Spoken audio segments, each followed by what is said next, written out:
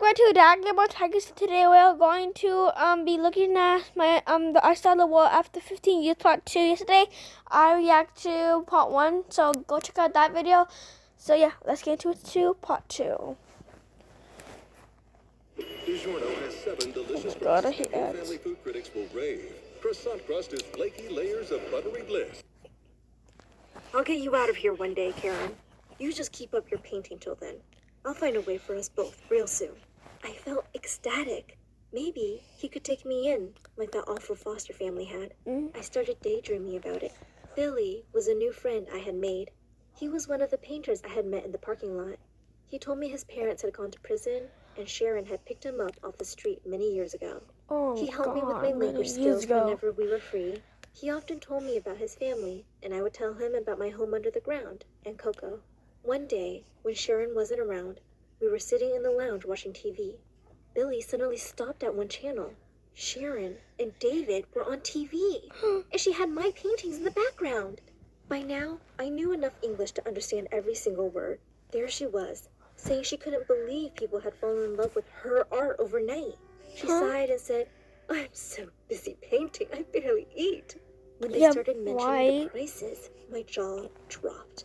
I had started to understand the concept of money by now, and it seemed she was making a lot of it. Just then, David took Sharon's hand and said he was so happy to be with someone as beautiful and talented as her.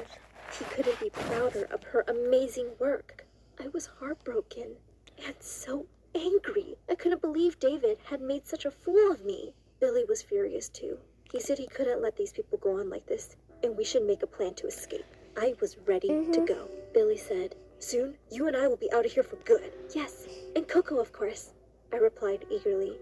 He slowly nodded. We were struggling to come up with our escape plan, but after a few days, an opportunity presented itself. David was away, and Sharon had badly sprained her ankle that morning wearing her ridiculously high heels. Billy snuck up to me and whispered his plan to me quickly.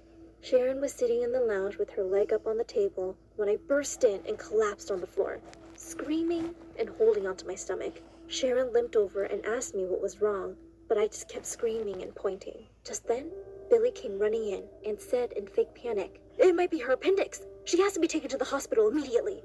Sharon cursed under her breath. She started limping towards her car keys, but Billy quickly said, "I don't think it would be safe for you to drive with that foot. I can take her." Sharon looked at him with some doubt. Billy gave her a small smile and said, "I've worked with you for years, Sharon. You can trust me." She smiled back and handed Billy the keys to David's car.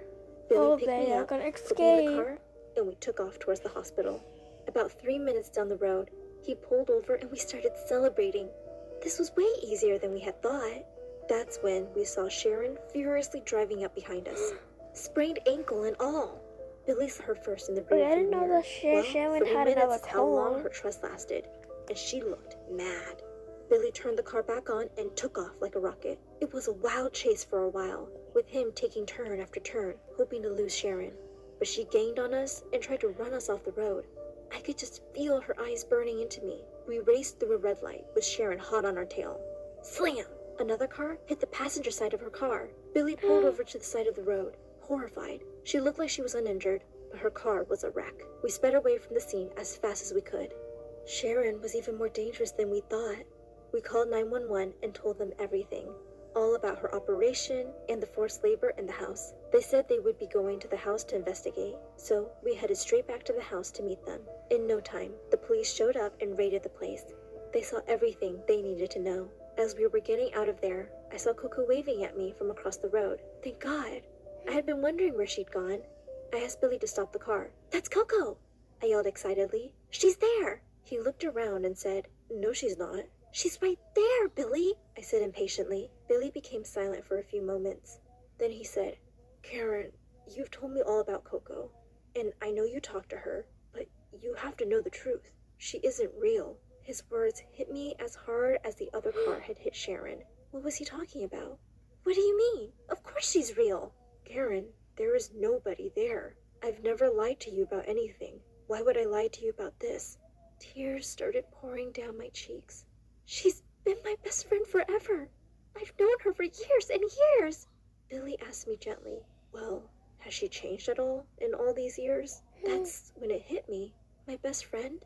was still as tiny as when I had first met her. I had grown so much taller and bigger, but she had always looked like she was 5 years old. I started sobbing, and Billy hugged me tight. He said he was my best friend now, and he would always stick by my side. I cried into his shoulder, and when I looked up, Coco was leaving. This time, I had a feeling she was leaving for good.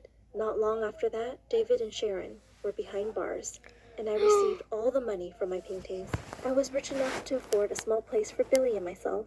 We also realized soon enough that we liked each other as a little more than friends. Once word got out that I was the actual artist, I started getting phone calls to be on popular TV shows. Of course, my incredible life story about growing up alone in the isolated mansion came out as well. I became instantly famous. When I thought life was perfect, I received a letter in the mail. I didn't recognize the name. I opened it up, and it was a handmade card. And to my shock, the picture on the front was the image of a room I had painted in the mansion. I just stared at it. It started to shake as I opened it up. Billy asked me what was wrong, and I told him to read it out to me. Dear Karen, your real name is Genevieve.